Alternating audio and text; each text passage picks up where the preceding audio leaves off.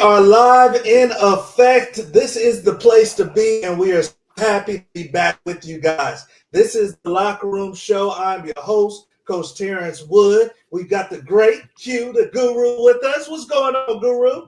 Man, hey, it's been a hell of a season. That's all I can say. It's been one hell of a season. It's been a lot of upsets, a lot of great plays. Um, Interested to see, man, who's gonna come away with this Heisman too. So that's gonna be interesting.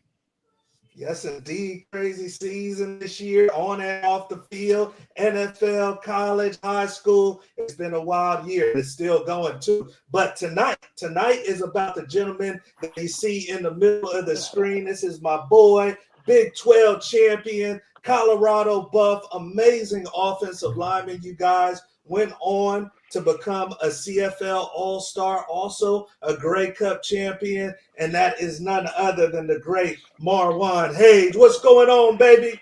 Hey guys, always glad to be back, man. It's been too long, but good to see you guys. Always happy to be back. Awesome. Yes, indeed, baby. We're excited to have you on. And, like I said, you guys, this was a bad man. You guys are getting a chance to listen to somebody that had to come from another country and plant his flag in the States, ended up becoming a phenomenal football player, went on to the CFL, you guys, 10 seasons in professional football, was a leader, team captain, big time philanthropy. So a lot of service and work that he's done off the field, both in the States, you guys, and in Canada. And we're going to get into everything tonight. So very excited to bring my Buff brother on. And let's get into it, man. And shout outs to Rudy, your brother. I know he's probably going to tap in at some point in time. So shouts out, Buff. But let's get into it, man. The value of football. Because most people that grew up, Lebanon and moved to Canada won't have the story that you had. And you were able to leverage a great football career into business, service in the community. So can you talk to us a little bit about what the value of football is to your family? I mean, football is everything for me personally. It changed my life. I coming here to North America as a young kid from the Middle East, I really had to lean on football because I didn't have anything. Football is really what got me open to the North American culture and make friends, and I've kind of carried it my whole life. And football is a special sport because you can be tall, short, big, skinny, fast, slow, and they find you a fit on that team. So for a young immigrant kid like me, within 2 practices, I made 45 friends. And some of these friends are for life, and no other sports can offer that. So I really, football brought me right into the mainstream all the way, to University of Colorado. All of a sudden I'm playing with best of the best, winning championships. And just a few years before that, I was a young immigrant kid trying to find my way. So I used football a lot in my life, and I'm grateful for the game. Before anything else, the game itself is such a beautiful game because it unites people. Like no other sports can do that. The other sports by nature, to play soccer, you have to be skinny and fast. So there goes half the society, right? To play basketball, you got to be 6'4" and up. There goes the other half of society, but not in football. Football, you can be short or tall or big and whatever you want. You have a fit on this team. And it took me a long time to understand that in this game. That's what's beautiful about football. That is, the value of football is it unites communities. And it's true. And that's even before you even think about playing pro or competitive football. Just being a young kid, you will find a fit on a football field no matter where you are in life or what stage you're in. So I value football tremendously, and especially for me in my life. That's amazing, Marwan, and obviously a truly great player to play so long and be able to travel and play in the States. When did it dawn on you that you were good enough to play in the States, and what was that process like? I mean, I knew I was good early on, and it's just a matter of me proving it. So I was out chasing to prove myself. the recruitment was great. I was being recruited heavily, and then when Colorado came knocking, I was ecstatic because growing up in the '90s, Colorado was the team to be at, right? And it was so. But again, when I went to Colorado, I think I was fourth or fifth string at center. I ended up working my way up to the starting lineup in the first year.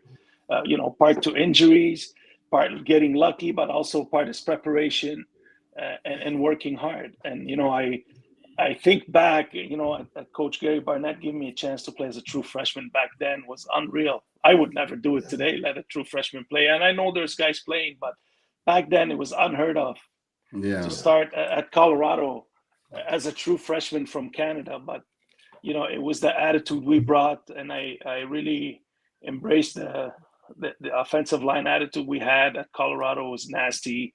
It was, we were just five bad guys out there on the field, man. There was, led by Victor Rogers.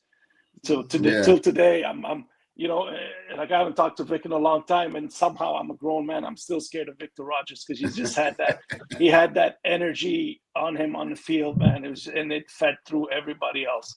So yeah, there's that picture. That offensive line at Colorado was just unreal. I've never had that chemistry anywhere else, and I played a long time after that. So that's how sometimes you just gem with some people, and they bring the best out of you. And right here, I was a young buck here, but some of these guys, they were amazing to play with. Amazing right there. And just for you to make the transition, just, you're leaving your country, then also the talent level is higher. So kudos to you. And yeah, he was a bad man, played as a true freshman, you guys. I see some people joining us. My mother-in-law always holds us down from Colorado, saying hi from Denver. I see Justin's Live Sports. Don Marwan, we love you. We got the great Coach Eric Buzz. How much does Coach Wood owe Q because of the KUCU? Yeah, he was talking mess all game.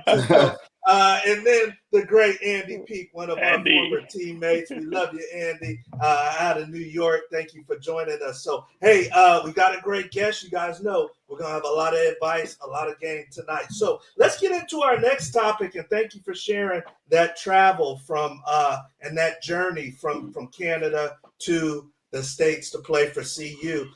This next topic, and I'm going to start with you, Q. This one was a big one, and I thought you seen this, but obviously these kids have so much exposure today, and there's media in their face left and right, especially if you're the quarterback of a school like UGA. And Carson Beck, the great Carson Beck, may possibly be a first-round draft pick. He says, Q, I don't watch football. He says it's stressful. I don't like watching TV copies of football games. I only watch game film, and that's it for me.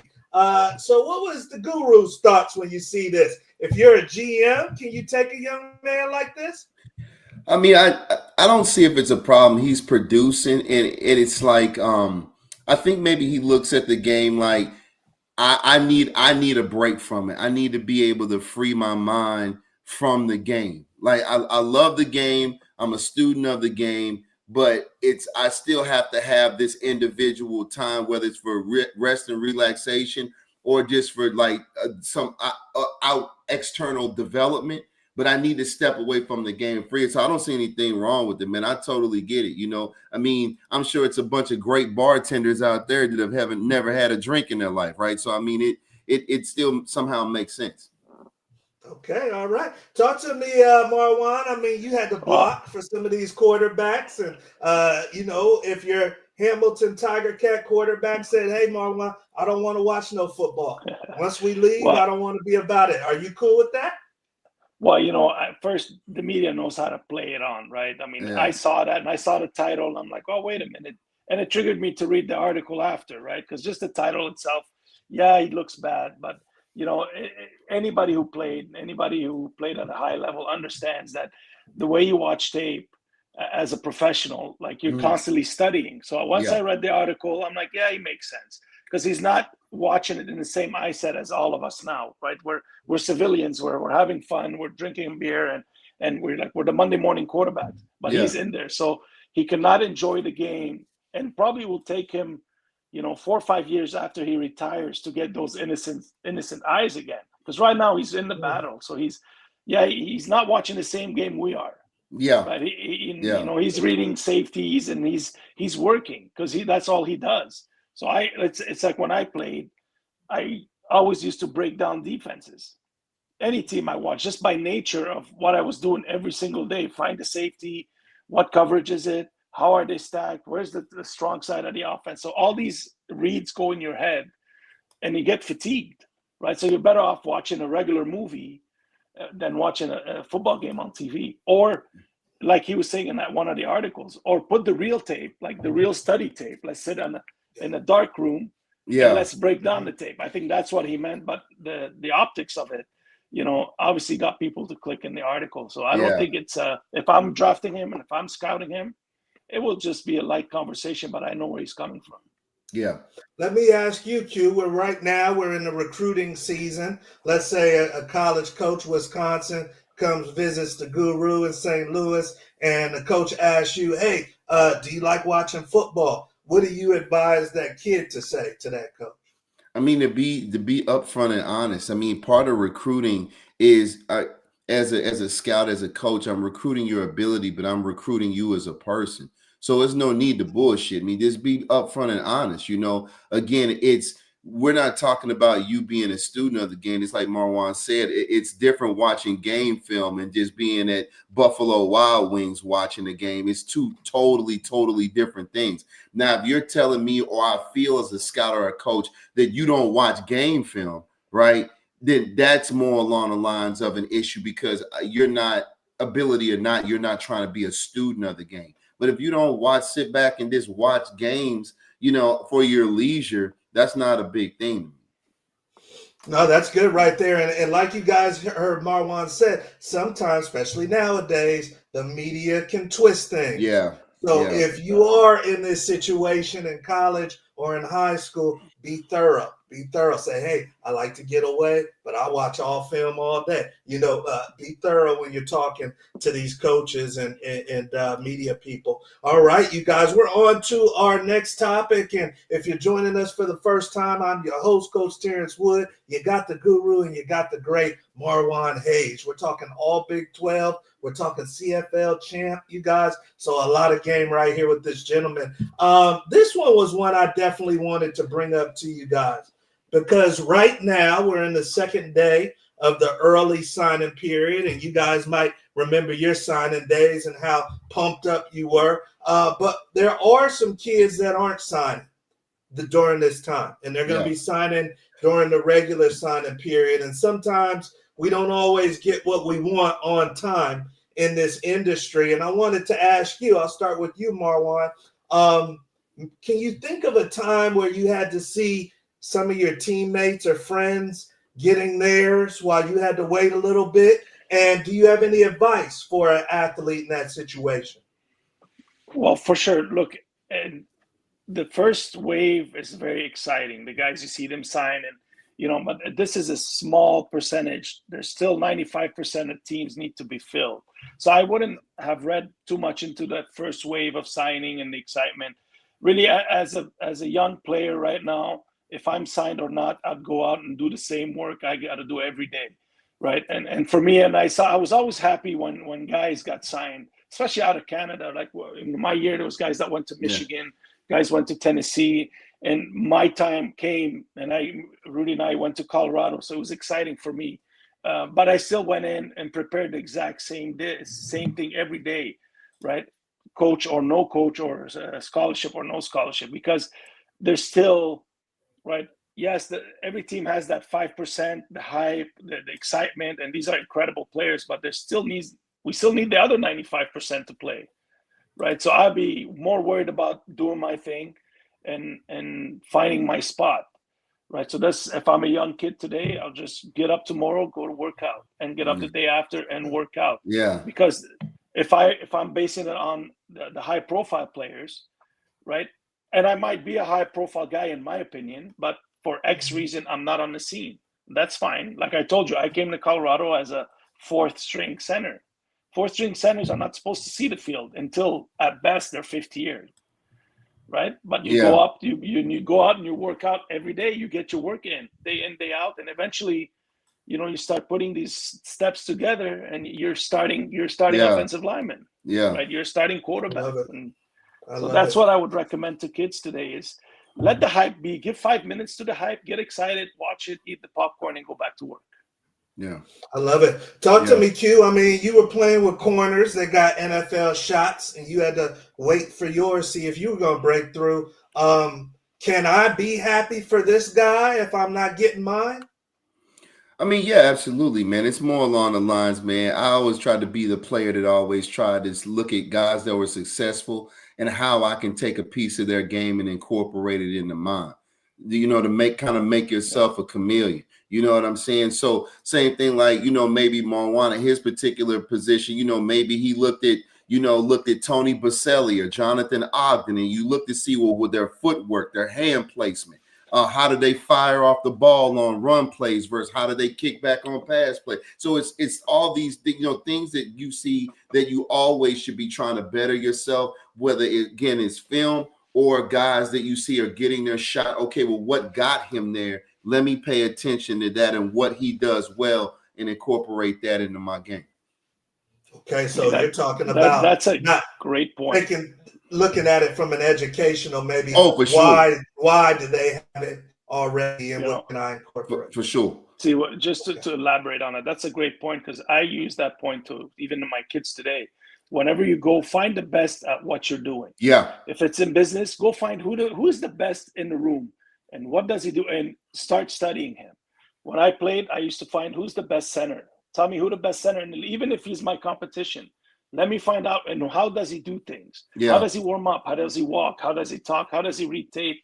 So, and this is the best way for a young player to get better, right? Imitate, go find the best at what you want to do and do it. If it's not even sports, who's the best cook? If I like cooking, tell me who the best cook is, and I'll go work in his kitchen for free, just so I can learn how to cook. Yeah, right? Because it's priceless. Yeah, it's priceless, man. Before you know it, you start elevating without even knowing you're there. Yeah, that's a good point. Like, man, you walk in the kitchen with Emeril Lagasse, I'd be damned if you don't learn something, right? So, I mean, that's just, it's like osmosis, man, Yeah. I love it. Sure. I see the great Jimmy Rucker saying, "What's up, Coach Woods? Q, locker room family. Hope everyone had a great holiday." We did, Jimmy. We love you. Thank you for joining us. No, that's great advice for you young athletes. We're working with some of you guys. You don't have it yet, and all of us have experienced that on this panel. You guys, like these gentlemen said, stick to what you can control. Stick to what you can control, and that's that work that you put in. So I appreciate you guys sharing that. Yeah. We are on to our next topic, you guys, and we're ripping and running through the Before You Go Pro Locker Room show. This first time we've been back full guns blazing, and it's good to be back with you guys. So this topic was one that obviously we all saw last week, and rivalry week, and it got a little heated, Q. It got a little heated, Marwan, and North Carolina State throwing down Florida State. It was like a heavyweight bout, like just sat on the couch and waited for the next bout. But we've seen this before. We've seen this before a little bit. Miami, Colorado, Miami, Notre Dame. So I want to ask you guys, it seems like it's picking up and it's getting a little bit more violent. I'll start with you, Q. Do we need to limit the rivalry weeks as a whole? Should what happens after the game, should there be a penalty? What's the guru's thoughts on the fighting after the game? Yeah, I wouldn't say after the game, man. I mean, it's one of those things where you got to put some parameters on it. But I will say that these situations are the reason why college football is so beloved, man. These rivalries is what makes college football. You do have rivalries in the league, of course, but like it's nothing like Ohio State, Michigan, you guys in Nebraska, us playing Mizzou. You can't duplicate that, man. That's what makes like college so dope, right? So you got to put some, with guys like been getting full on, fist fights, been taking helmet, like it's limits on it, but you want a little bit of that ruckus, man, on the 50-yard line right before we go like that. That's what college football is, right? So I love it, but you do got to regulate it a little bit, man. Being a coach, and explain to your boys like, hey, I get the, what week it is, man, but we got to put some limits on it. We can't have anybody kicked out the game or suspended for next week or anything like that. But it's supposed to get ugly, man. Like I said, y'all in Nebraska, hell, that was. Like it's on, man. I know we playing Mizzou. It's like, oh hell, somebody about to get a chipped tooth up in here. So that's how it is, man. Well, no, good point right there. And once again, this has been going on. This is why we do love it, just like Q said. Let me talk about the younger kids, Marwan. The younger kids mimic the older kids. If a fight happens in a rivalry game in high school, do you think that there needs to be some consequences, or you think, hey, it's a rivalry? Well, I'm torn. I'm torn a bit because young Marwan would have been right in the middle, fighting, throwing haymakers, right? Mature Marwan, father Marwan, and removed from the game that long. Well, I don't think it's appropriate, right? What are we teaching the kids, right? You want them to go all out between the whistle, so I'm all for that. But after the whistle, sportsmanship has to come in, right? Even if you lose, you have to lose with grace. You have to lose with pride. It's not, losing is not fun. And I played a long time. Nobody goes on the field wanting to lose. Emotions are running high. So you have to lose the right way also. You have to learn that, okay, the guy who beats me, kudos to him. Give him his moment. Give him his 5 minutes. Go back to work. But I wouldn't, what we saw last week in both, even the NFL, they had fights. There's not a place for that. The football game is so aggressive. It's so physical between the whistles and between the lines. Keep it there, boys. After that, when we were at CU, remember how many fights at practice we used to have? That was like the mantra of our team. But nobody ever brought it to the locker room. Yeah. Right. So keep it between the line. Go all out. Come back the next play. But if I'm a young kid today, this will probably affect the recruiting. Right. If anything past the sideline, coach is going to be risque. Why they're going to invest in a kid that they can't control.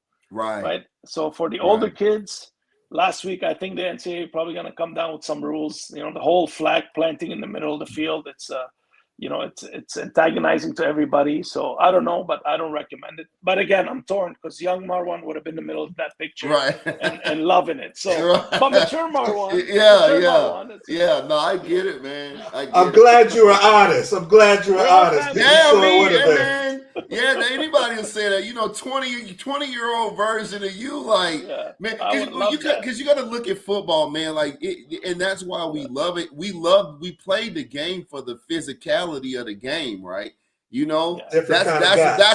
what we love about the game is the contact. And it's like, well, wait a minute, let me get this right. Like, I can hit this dude across from me as hard as I can, and I'm not going to jail. Oh, I love this game. Sign me up. But we always felt safe on a football field. Right. I never thought on a football field somebody will come from the back and hit me with a helmet. Yeah, exactly. Me. We're within the rules. I never felt unsafe on a football field, even in the biggest rivalries. Good point. Yeah, there you go. These fights after the game, some people are getting hurt for real. Like these are street fights, and guys have helmets on, and those helmets can easily go out and start flying. So you don't want to get hurt that way. You want to get hurt playing the game. Yeah, that's a great point. I did always feel safe as well. And then also, just like he mentioned, you guys, you could lose a scholarship. You could lose an NIL opportunity, so it's tough when you see someone coming for your brother, but be smart out there. Yep. We are on, you guys, to the next section of the Locker Room Show. This is a fan favorite portion of the show, and this is the lightning round.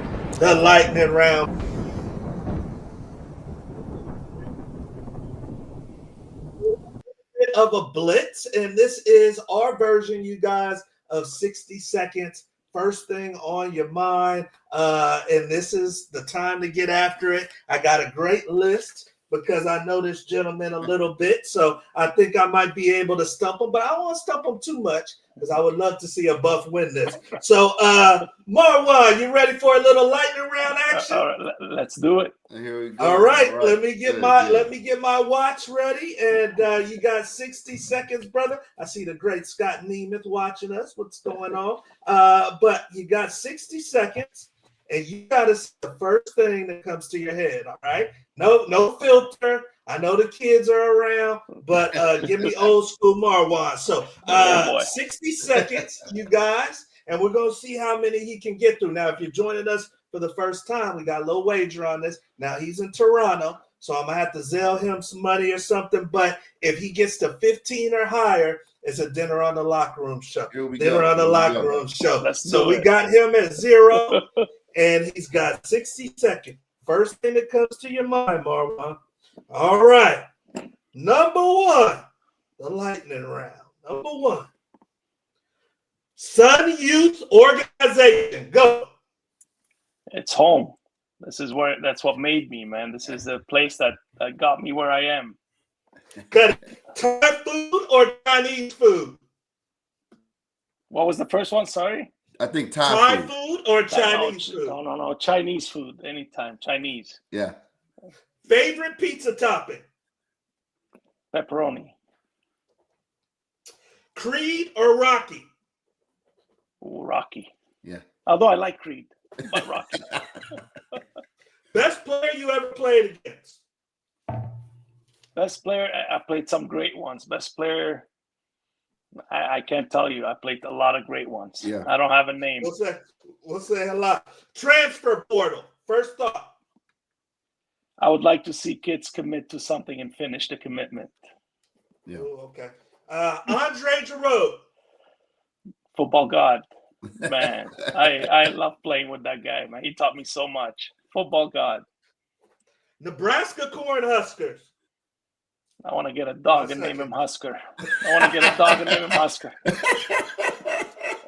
Deep sea shark viewing or run from the bulls? Run with the bulls. Run from the bulls. Yeah. Time. I knew that one. I knew what he's gonna say on that one. I knew that. Yeah. All right. Let's read I knew that one. Our magic number is 15. So first one, the Sun Youth Organization. This is a big time organization that Marwan came through in Canada that helped get him out here, helped teach him how to be a servant leader. Thai food or Chinese food, number 2. He's going with the Chinese food. Creed or Rocky, number 3. He says, give me the old school Rocky. Number 4, favorite pizza topping. He's going with pepperoni. Transfer portal. He says, I want to see a commitment. Number 6, best you've ever played against. I played against too many for number 6. Number 7, Andre Gerard, one of the great linemen he played. He said, football god, former Dallas Cowboy. Nebraska Cornhusker. He said he wants a dog, and he's going to name him Husker. Deep sea shark viewing or run with the bulls. And Marwan said, don't put me in the water. I'm going to run with the bulls and take my chances with the bulls. All right, baby. So we appreciate you having some fun with us right there. And we got a people coming in. Yeah, the great Jimmy Rucker says one-word answers. He knows you got to go with the one-word answers. But we are on, you guys, to our last section of the show. Once again, we got the great Marwan Hage, you guys, Big 12 champ, Big 12 all-conference performer, Grey Cup champ, and all-star, you guys. So if you have a question for Marwan, feel free to put it in the comments section of the show. But Q, I know you got something for our guests. Definitely, my man. So I just wanted to ask you, like, coming in as a freshman, obviously it's always hard. A lot of guys get homesick. How did you overcome that? And like, what was your biggest adjustment that you had to make? Just kind of getting into Colorado, getting settled in before you really dug in and got to work. I mean, you get homesick right away, right? You miss your mom's food. I was lucky because my brother was with me, so that helped me a lot. Somebody who I can talk to on off times. Really, I just wanted not to have free time when I was a freshman. I was in the weight room all the time. Saturday I used to go to the weight room in the off season all the time because I didn't want to be homesick sitting at home or in my dorm room lost with my thoughts, right? So just put in the work, whenever I felt homesick, go to the weight room. That solves a lot of problems. Yeah. So I really, that's how I decided to attack my those early stages. And then by doing so, I won the respect of my teammates, and then my teammates became my friends, and the journey went straight from there. And obviously, like I would say, I came in as a fourth string, and I started my true freshman year. So that's dope. But a lot of it was preparation, luck, but you have to be prepared to meet the opportunity. Yeah. That's big right there. I see HB, what's going on, brother, coming in, and he wants to elaborate a little bit more on the NIL. Do you think that this is a positive for the kids to get this type of money, or do you think that this is a negative? No, I think it's a positive, right? I do think players deserve to be paid. I mean, yes, it is college football, but the money that's been brought into the game, it's pro-level money. So me being as an ex-union member for the CFLPA and advocating for players all the time, no, players should get paid. But all players should get paid, so it's hard to play for $800 when the guy next to you is playing for $5 million, right? So I think they should regulate, because it's the same work. But I'm all for players, even always for talent getting paid, no matter what. If you're a movie star and you have the value, I think you deserve to be paid. So I'm all for players being paid. That's a good question right there. He asked, should they be paid more than the coaches, or should there be a cap? We know obviously Coach Prime got a nice paycheck, but I think Shedeur actually made more than his dad. And Travis was right there. So do you think it's okay if the players get paid more at the college level? Again, I'm a guy, so I don't look at college like I used to look at college back in the days, right? College, these guys are professionals, right? And if the coach deserves to be paid the X amount he's getting, then go get it. I think Deion's underpaid, right? Yeah. I think Deion makes way more once he adds all his packages together. He's on every other commercial, but that's only because he's a talented individual. Yeah. Right. So I think, maybe it's capitalism. The best should get rewarded. Yeah. Right. And if you're the best offensive line coach and they want to pay you $8 million, that means you deserve $8 million. Be it. Yeah.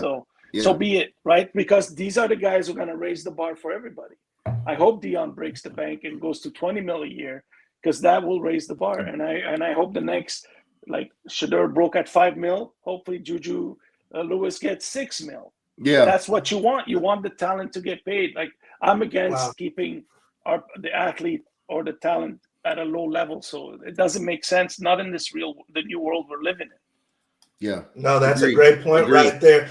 Let me ask you this, Marwan. I know we want to get you out of here, so I'm not going to keep you long, but I've asked this to the guru before, and I know you have kids. I don't know if your kid is playing football, but is there a number? I mean, this is a whole new world with college football. Is there a number as a parent where you take the decision out of your kid's hands that, hey, that's a little bit too much to turn down? I mean, I wouldn't base the decision on money early on in life, right? Because there's one thing so I wouldn't sign at a school because of money. Right. I would sign at a school first because I want to go there and I'm going to get an education, right? Okay. Like I said, the transfer portal is great, but I would like to see on a resume a guy who went through 4 or 5 years to the same school. And I think we lost to Kansas this year. We got whooped because most of their players on the other side were 4th and 5th-year players at the same school. 90% of the team, Right. So when I saw that, I'm like, oh, we're in trouble. Because now there's pride, there's commitment, there's adversity. These guys went through 4 years together. That is unmatched. The portal cannot do that for you. It's impossible, right? And I love the portal because you can be competitive tomorrow. So I want to see a kid. If that was my son, money would not be an equation right away. When money comes to the table and you're proven man, then it's a business decision. So you want to go to the NFL, you want to go to the highest bidder, by all means. But first, with the school, pick somewhere where you can come out in 4 years an accomplished man. Because, we all know this football game can end as fast as it starts. Facts. Good point. For me, it ended after 10 years. But I had a great 10th year. So it didn't make sense to me to end it, right? Yeah. But the movie ends in a snap of a finger, right? So what happens after that? That's the question for these kids. So I would still stick with the old cliche of school first, education, and money will come. Wow, that is amazing advice right there, you guys. And that's why we wanted to bring Marwan on, because he's going to tell it from his heart, but he's going to give you what you need to hear. This is a business industry. He said, once you're a proven commodity, go get the money. But find that time where you can work on you and make it not about money, especially in the beginning. So build your foundation. I said, that's what I tell my kids. Build your foundation, right? Not just plop in a beautiful house with no foundation. When you build a house or you build a building, most of the money is going digging down and putting cement and foundation. Facts. That's where most of the money in. Yeah. So, but that building comes out for life. Build that foundation, right? Don't just come in and plant a beautiful house on the beach with no foundation. It'll get wiped the next month. Yeah. So build that foundation as a young kid. Let it be in school, work ethic, commitment, facing adversity. All the stuff that was cliche and we used to laugh about. Man, it hits so hard now at an older age. And then you start asking, why was I successful? Well, maybe without knowing, my foundation was built at 4 o'clock in the morning in the weight room without crease. You know what I mean? Yeah. I didn't know. Real. That's real. That's how I thought as a kid. Build that foundation, and then nothing can shake you, right? You just go through life. Yeah, no problem. You face adversity, no problem. We'll face it. Right? Marwan, we got Big Gray here. Congrats. And great job with your football career. Great input on the podcast. Very well said. Totally agree with the logic. We see you, Big Gray. We love you, man. Hopefully all is well. Another offensive lineman from CU. But hey, great advice, you guys. That's why we wanted to bring Marwan on. Once again, this is somebody that had the hard road. Nothing was given to Marwan. He went and took it, and then also you guys became a champion. So we love you, man. Thank you for joining us tonight.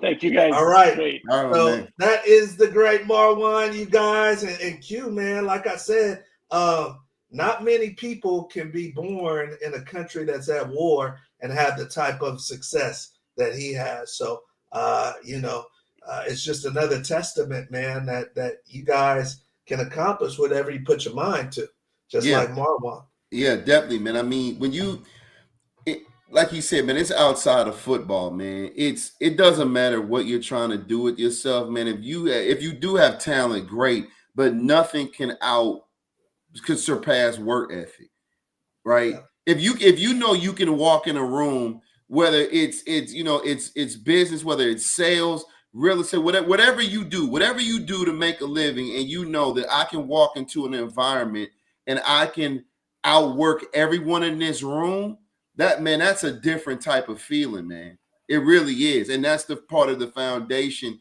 that we're talking about. It's like the foundation we need to hold up HB's forehead because it's so big. But anyway, it's just, man, yeah, I got you, boy. I see you. So, but that's real talk, man. The foundation, man, it's imperative. It's imperative. Yeah. No, and hopefully you young athletes grab that, because there's more that you can control than you think. I know sometimes you guys feel like things are out of control. Coach doesn't see me the way he should. There's more that you can control than you think, but it starts with that work ethic. So, and he was a worker, man. He used to come up in there and work his butt off, and we see these two going after it. And for those that don't know, the great HB is somebody HB, I got one in the chamber every week for you, but I won't wait. These two played arena football together, and I played in high school and little league with HB. So every time they get together, the show goes off the track. So let me get out of here before we totally fall off. But hopefully you guys enjoyed tonight's show. We got another great guest for you next week. Q, We got state championships coming up. We got college football playoffs. What's on your mind for the good people? Hey man, I tell you what, I've been saying this. I'm gonna keep saying it, man. It's a lot of kids, man, that have really put themselves on the map, really showing up big for their respective teams in the playoffs, man. In high school, college, it's gonna be the same thing, man. Bowl games are coming up. We've been saying definitely interested in seeing how this playoff is gonna work out. Like, I'm putting it out there, man. I got Boise State as a problem and a real sleeper. Let me ask you this, because I thought about this. Let me ask you this. Do you have a problem with Oregon going undefeated all season and one loss in the playoffs and it's done? Yeah, because right now we got 12 teams. Now, we did agree, I'm sure. I believe at some point in time they're going to have to expand it maybe to 16 or expand it out a bit. But that's the thing, man. It's win or go home. It's win or go home. So just the Patriots undefeated that year and lost to the Giants in the Super Bowl. So yeah, if you're in the playoffs, you're in the position you're playing for it all. But it's lose and go home. Okay. So I say you're going to see some of the best football you've seen in years, because every snap has got to be everything you got, everybody clicking on every snap the whole game, or you're going home. Like, you can tell your kids that, and you don't need any pep speech. That's all they need to know. We win or we're going home with nothing. Period. It's a totally new ball game, man, because, you could be a freshman or a sophomore, your team, you with Indiana, you're with Ohio State, and you ball out in the playoffs, and literally you change your family's financial life, dude. Oh, absolutely. But I tell you what, though, and it's the same thing that happens in the NCAA tournament in basketball. I guarantee you, we know who the top 4 seeds are. Like I said, keep your eye on Boise State. I think they have enough respect going in, but it's gonna be a low seed that's gonna catch fire, and they're gonna make a problem for somebody repeatedly in these playoffs. At the right time. We won a Big 12 championship. Marwan was just on. We would have gotten beat probably 8 to 9 times out of 10 versus Texas. It's that right time, and we beat Nebraska, but we were clicking at the right time. At the right time, the brotherhood was strong at the right time. At the right time. Some of these schools, like you said, that maybe maybe every year they like if you look it up, I'm not for sure off the top of my head, but like, say who's the 10th seed or the 11th or even the 12th seed, and it's like, South Carolina's a tough out. Yeah, and it's like, wait a minute. Now the 12th seed that knocked off the 5th seed, now here they come, right? Because they're gelling at the right time. Everybody's healthy and they hungry, man. And it's you're gonna get into those games where you may have a string of great series, and it's going to be one play that determines the whole game. Wow. I've always heard that in big games. In every big game, I bet if you think back to that Texas game, it's one particular play that if you think back, you going through all those snaps, you'd be like, that's it right there. That play right there is it was the play when Cedric Benson got hurt. There you go. And he knocked out Mike Thomas, so they lost. Right. So Mike Thomas is a number 3 overall tackle who went to the Bills, and Cedric Benson is a freshman, but he's gonna go top 5 eventually to Chicago. And they ran into each other, knocked each other out cold. Neither one played the rest of the game. There you go. Like, maybe this is our day. That's it right there. There you go. It's one play. And that one play is going to change the whole game. And you're going to see it all throughout the playoffs. Wow. All right, you guys. So we're going to be talking about it in the locker room. Definitely. Playoffs are right around the corner. College football, somebody's going to be crowned the first 12-team playoff champion. It would be a little crazy if Oregon goes the whole season. Man. But you know football, man. Yeah. You just got to be better that day. Yeah, that's it. That's it. So, one time. One time, baby. So, hey, rock with us, you guys. We will be back next week. We got a lot to talk about. If you're a young football player that is still playing, getting close to the state championship, God bless you. Make plays. This is money time, baby. Q, anything before we get out? No, like I said, keep your eyes peeled. HB, tuck that forehead in. I love you, baby. And we'll see y'all next week. We'll see y'all at the top. Have a good one.